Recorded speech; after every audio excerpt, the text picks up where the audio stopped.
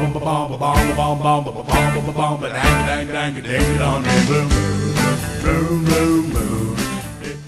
guys, thank you so much for watching. I have got some ideas for my new sitcom called Convicts, set on the moon, the Saturn moon of Enceladus in the year 1319. We've got these 26 settled worlds by that time. I've figured out some of their populations, but not really. Still a lot of work to do as I fill in the gaps about the world that I'm drawing up here. It is a prison colony, but it started off as a science habitation constructed in 2311. Let's zoom that in for you a bit.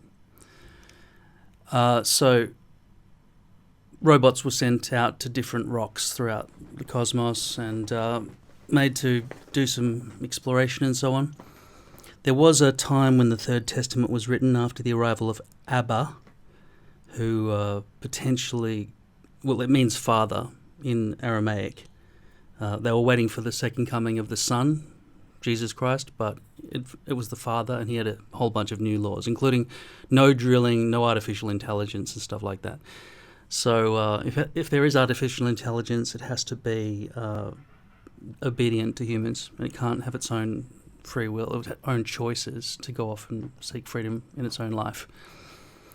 So this is Cassini Space Habitation, Science Habitation 2311, penitentiary modification to cope with the overflow of all the prisoners from Titan, which is the biggest moon around Saturn with a higher population. This moon was just a science outpost. They weren't allowed to drill to see if there was any extraterrestrials under the ice either, even though it seemed like there could be maybe, even though they've never discovered it yet at this point in history. 2788, and then Cassini after independence and President Starblaser's disappearance in 2959, presumed death. You can see that we've got the statue built of him, built by the science droids. And the independence was a fight, or was a rebellion against the WGO, the World Government Organization, as a placeholder name. They sent down robots, battle droids, to fight against the prisoners and get them back in their cells, but because of President Roscoe Starblaser, who was a hacker, he was able to go on, a cybernetics engineer, he was able to reprogram the robots to fight on their side, and they won, and the humans left, and they declared independence, but they were still never allowed to leave. Nobody was ever allowed to leave.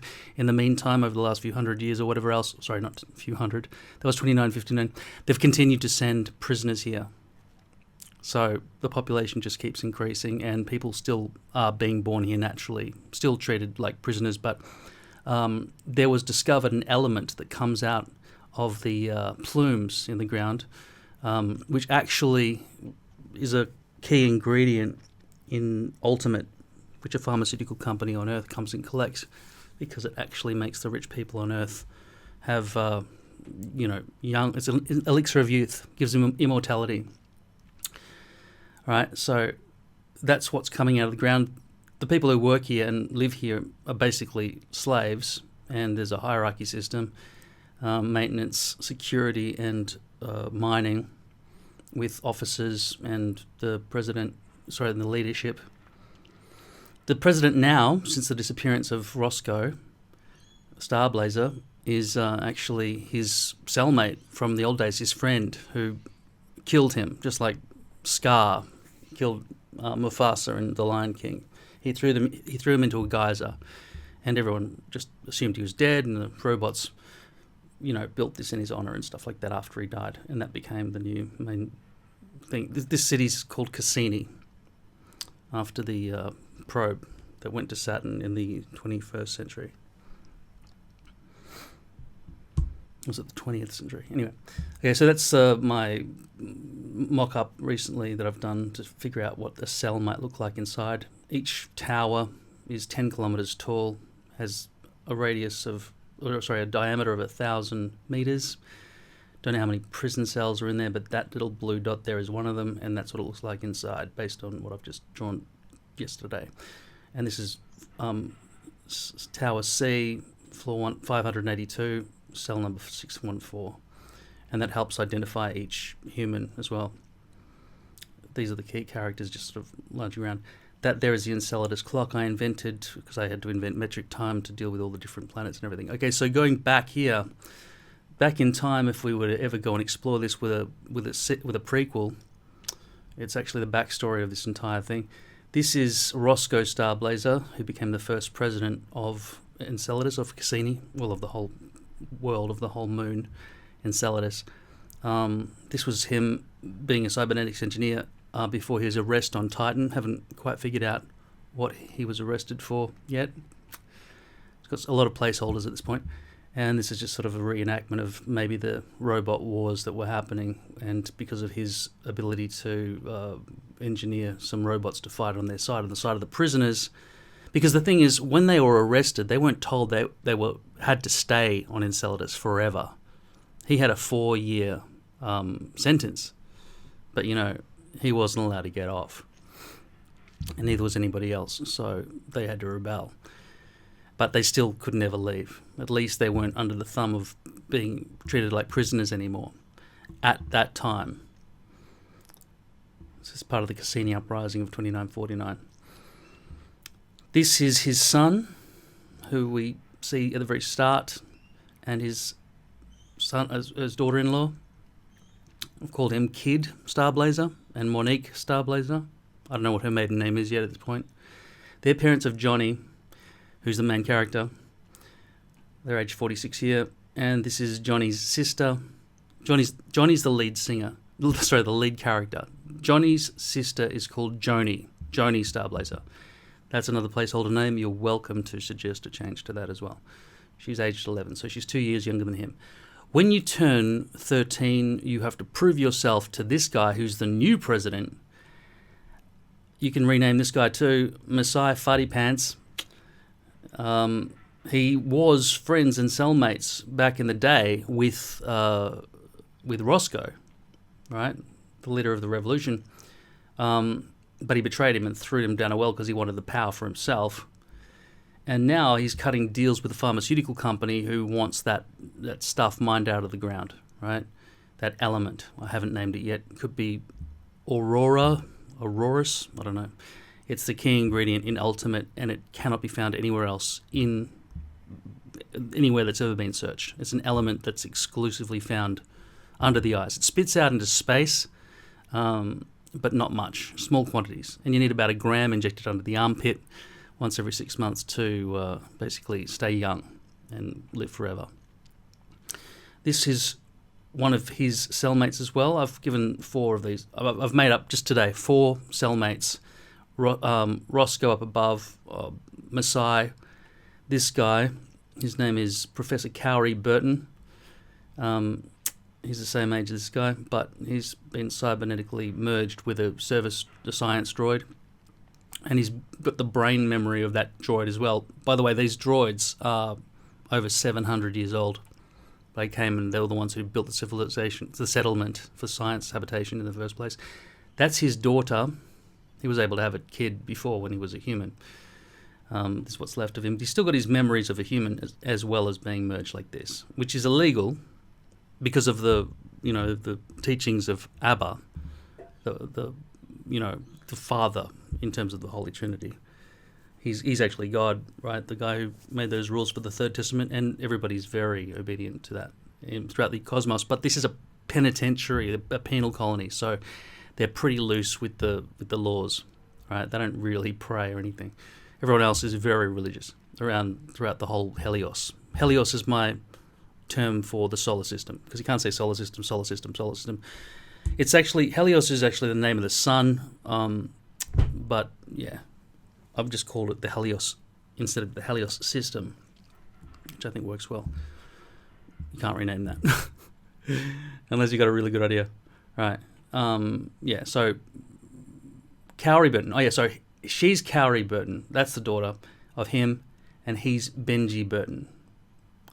So I haven't figured out what his age is in 3019, but this story takes place in 3019, right? So he's 100 and something, probably.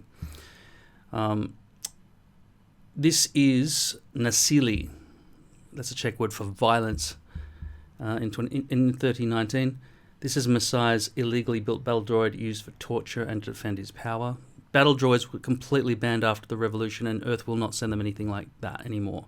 What Earth does send is this guy, right? He's the one cutting the deals. He pays all the miners and stuff in elements. And depending on your class, whether you're a maintenance worker or a security guard or a miner or an officer or a leader, you get better elements and more of them, so you can have better food if you want. Whereas all the lowest rungs of people get small amounts of rations and they can't make much. It's all just like dry muesli or something. And then so next character I've got here is when we start the story. The story opens in the year 3000. There'll be a narrator going from Earth, cutting over across the planets, explaining what's going on in some funny way. And then we will come across, I think it'll be the first, I didn't put these in order, but the first character we'll meet is Johnny Starblazer. All right, he's the main character of this entire show. Okay, that's him at age 13 with all the hopes and dreams, right? And this is him 19 years later. So that opening sequence where he's about to, go to the trials. When you turn 13, you have to do the trials to figure out what your rank is going to be for the rest of your life and what your job's going to be. Big hopes and dreams of being an officer and leader like his grandfather before him. These are his, where are they? I don't know what that. His parents, hopefully I didn't delete them. Oh, there they are, yeah. His parents, proud and ready for him to become an officer and be in the nice mega dome instead of one of those prison towers with all the awful prisoners. But he fails because somebody comes and just clocks him in the back of the head when he wasn't ready and he didn't defend himself, which is an instant disqualification, which means he got branded on his wrist and given the chip to say that he is a maintenance worker for the rest of his life. And so he's fucking depressed. He didn't live up to his dreams. At that same age, on that same introductory day, I think in the first scene of the first episode of the first season, the next person we'll meet is this guy called Flint. If you want to rename him, give me a clue. He's a little nerd inventor. Doesn't care about... I originally made him depressed, but because Johnny's so depressed, he can't be depressed. He's just an inventor, and he does hold a grudge, and he thinks of inventive ways of getting revenge. Funny ways, usually. So that's him in, let's say, present day, 3019, age 32. They're all given ages like racehorses, because everybody on this moon is basically a slave to the system of mining now. And the next kid we meet is Chunk, right? You can rename him. I think I stole that from Goonies, so we need to rename him. He walked to the front of the line to do his first battle for the trials, and he didn't know what to do, so he just walked back to the back of the line, but he actually inadvertently walked through processing and got stamped as, somebody who'd lost without, his first go. He didn't even fight or do the tests, the trial. So he was instantly branded maintenance, and so... those three and some other person is going to complete the 4 because every cell holds 4 people. This is him when in present day. He's still called Chunk. That's why I thought Chunk would work well, because he starts off as Chunk and then he becomes Chunk, right? He's dopey, but he's got the kindest heart of anybody on the whole moon. But he's dumb as shit. Okay. Yeah, so when we start the story, he's depressed, probably some running adventure. Their floor monitor for their floor, which has, it's got a, I don't know, let's just say 10,000 people per floor. I don't know. This is the floor monitor. He's a 700+ year robot who built the first settlement and he's been around. He knows a lot of shit. And plus, he was already smart when he was built. So, he's wise and smart. But these guys don't give a shit. They just ignore everything he says, right? They just use him as a servant. Because he doesn't want to go out into the rest of the floor and do the floor monitoring. He just wants to hide away because these are the nicest dudes there, even though they mistreat him and they're not curious, and he's an intellectual snob as well. He still likes them, and he doesn't want to go out there. He knows what happens to the floor monitors on all the other floors. They get vandalized and broken to pieces. And he doesn't want that to happen to him. But this year, 3019, is the year that they lose their cellmate. Maybe he dies in some stupid way or something. I might introduce this untold character, but the point is he's replaced, so they need a fourth person, and the person who just arrived fresh off the prisoner ship is this chick who becomes their fourth. She wasn't raised on Enceladus. She doesn't know all the rules and the class system and everything else. And she doesn't give a fuck. She just wants to get the hell off this moon. I think she was arrested on Titan for protesting or something. But she's got attitude, right? I don't know if she's got a heavy backstory with some importance, but she's definitely some kind of tough chick, right? I've just called her Brace as a placeholder name. I don't know, you might have an idea about what to call her. Because they're maintenance, they have to wear yellow jumpsuits, right? It's part of their identity. And this is Happy. She gets along really well with Chunk because he's so kind-hearted and she can read emotions. She's basically like a Jedi, but also with camouflage. She can move, she's got telekinesis, move things with her mind. She can communicate with, Chunk can almost read her feelings too. And he could say something like, happy, sad, right? I don't know how dumb he is, but right? But she is sad because she's somehow escaped up through a geyser because, Enceladus is pumping out ice and debris from the ocean under the ice at 2,000 meters per second. I don't know how she survived getting out of there. She had an orb with her, an orb in a tiara potentially, but she's lost her little tiara. She's lost it. We don't kind of probably know that because we can't speak her language. But, also the person who will find it will be one of the miners, and then he'll show it to Messiah Farty-Pans, the president, the bad guy in the story. And he'll realize he can dig with it because he's never been allowed to dig, all this sort of stuff, and it's against the rules. But if he does it secretly, and he wants to get the scientist to help him with it. But the scientist has found this little Happy, right? This little, I don't know what creature it's called. I haven't named it. Give me a go. What is this creature called? This is the world she comes from. Under the ice. Something like that. Obviously not with a ship from the 21st century. We'll get rid of some of that shit. It's just a mock-up. And, yeah. She wants to get back home. She's lost. She's never been to the surface before. She can still survive. She's very resilient to the negative 2,000 degrees Celsius and the lack of gravity and everything. By the way, Enceladus is negative 2,000 degrees Celsius. You can jump 42 meters in the air or something. Take you a minute to land softly again. But it's illegal to jump. So I've called her name Penelope, not Happy, Penelope. I don't know what that means, just a sound I made up. It would be nice to figure out what a word means and then give it to her. A nice, fun-sounding name. Penelope Belobaloop.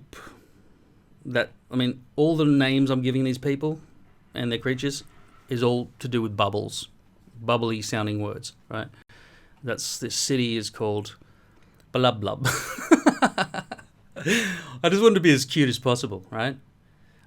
Just jumping forward to a time later on in season 2, maybe, when we find that actually Roscoe Starblazer, the grandfather, who's that giant statue in the middle of the city of Cassini, is still alive.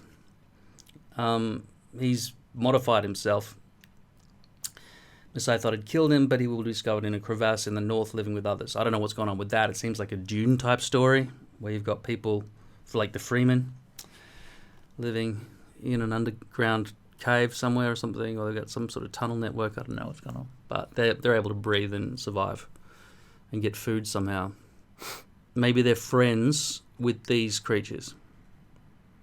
Maybe she knows him. Although, if she does, why don't you just go back to where he is? I haven't figured out that storyline yet. All I've figured out is that she's lost her magic orb, which helps her to dig safely back down through the ice and whatever, and communicate with whatever these creatures are called. This guy, I just added him in because he's fucking cool, and he'd be the same age as this dude, right? Maybe they're sort of working hand in hand on some kind of plan to do something to save everyone somehow or something, or I don't know, prevent humanity from destroying this moon and the creatures who live there. I don't know. Probably something like that. I called him Grattan, the fourth cellmate from before the rebellion. He's still alive too. What's his specialty? I don't know. Like, this guy was the cybernetics engineer, but this guy's been rebuilt as well. So I'm not just looking at the pictures and making a story off them, but I kind of am at this point because I've done a lot of backstory already, and now pictures are really giving me a lot of trigger ideas. This is the father of Pelope, or Happy, King Bawiji Balubaplup.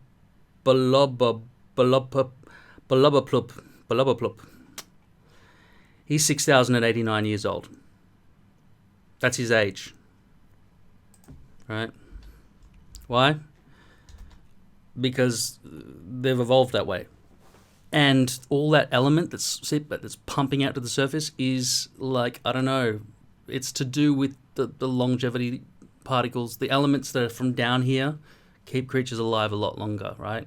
I don't think that you need to take one of these creatures and dissect it, but if you did, you would get, like, if you munched this dude up and injected it into your armpit, which is how you administer Ultimate, you'd have a lifetime supply. He'd give you a lifetime supply. Well, a lifetime is eternity if you inject him into your armpit. He'd probably give you 100 years. He'd give you 100 years if you injected bit by bit all the parts of his body into your armpit, just gradually over time. Here are some other creatures. I just found little friends for Pelope. This is Peebo. You can rename them if you want. 1,021 years old. So basically Pelope and her friends are quite young. Yama, Pelope's friend, 3019, age 984. So this is the youngest one I've got there from under the ice, sorry. And so just map stuff, give me an idea of what's going on. I reinvented time as well, and tried to come up with some funny swear word replacements so we could make it a PG rating, in the same way they did that in the Red Dwarf, by saying Smeg all the time. Haven't figured out all of that, but this will come into the script, and whatever sounds good in the script, I'll change this as I go along. Time system. So, complicatedly, I've reduced it all down to this. Basically, instead of... we keep seconds the same because they're a scientific unit of measurement, and it's just so useful to just keep seconds intact. Got rid of minutes because that's a 60. What the fuck's that doing there? Hours, that's just 360. Like, there's no point. I got rid of hours and minutes. And of course, every day on every moon or every planet or everything else alters depending on where in the Helios you are. So this moon has 118 point... What is it?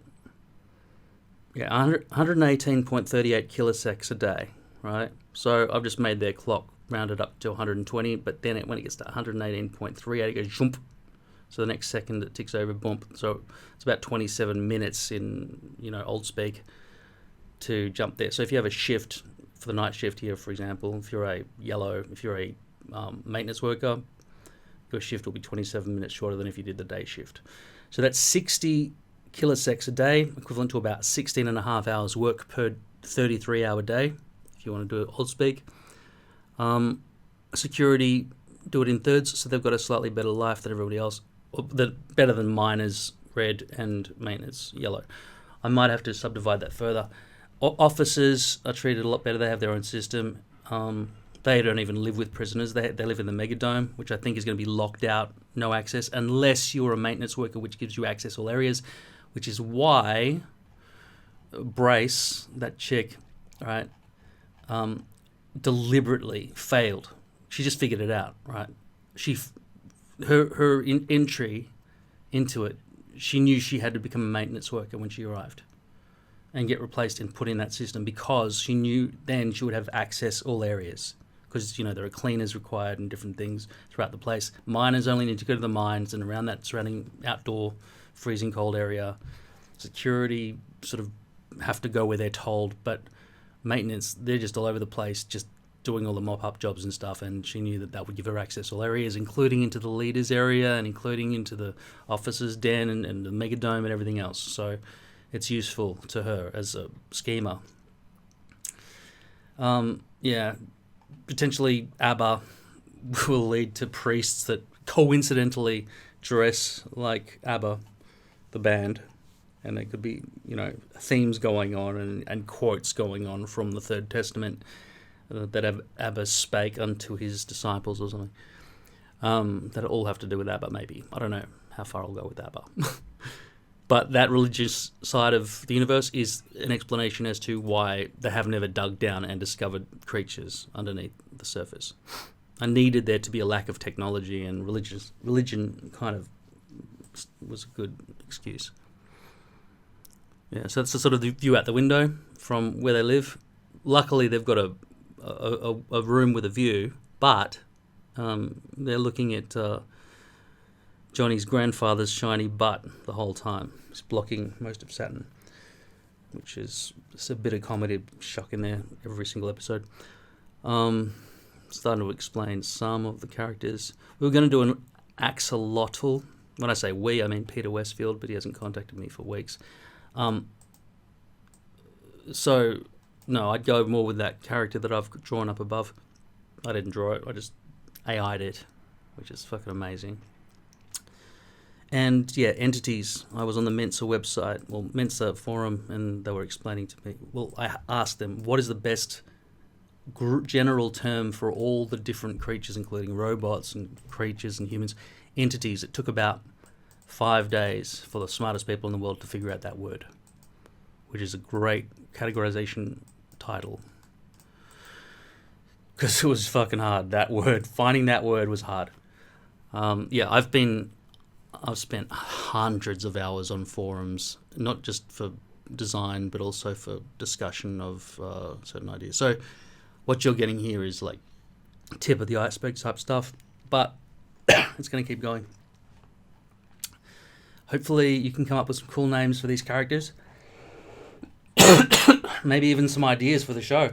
Good storyline now that you've seen these guys. Don't know about who'll be cast as a particular race or anything. I'm not specifically fussed about it. It was originally going to be an Aussie-centric show. Don't know what the accents will be. I know that American sells the best in the English-speaking world, 350 million people, whatever it is. But, yeah, I don't want to stick exclusively to American accent, but they really do have to have the same accent if they live on the same moon their whole lives. Although these guys would be more posh, having been raised like that, right? Privileged.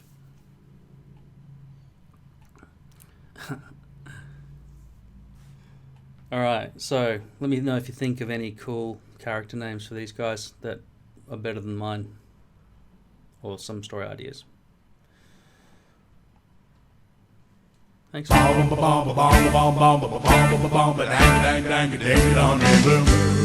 Boom, boom, boom.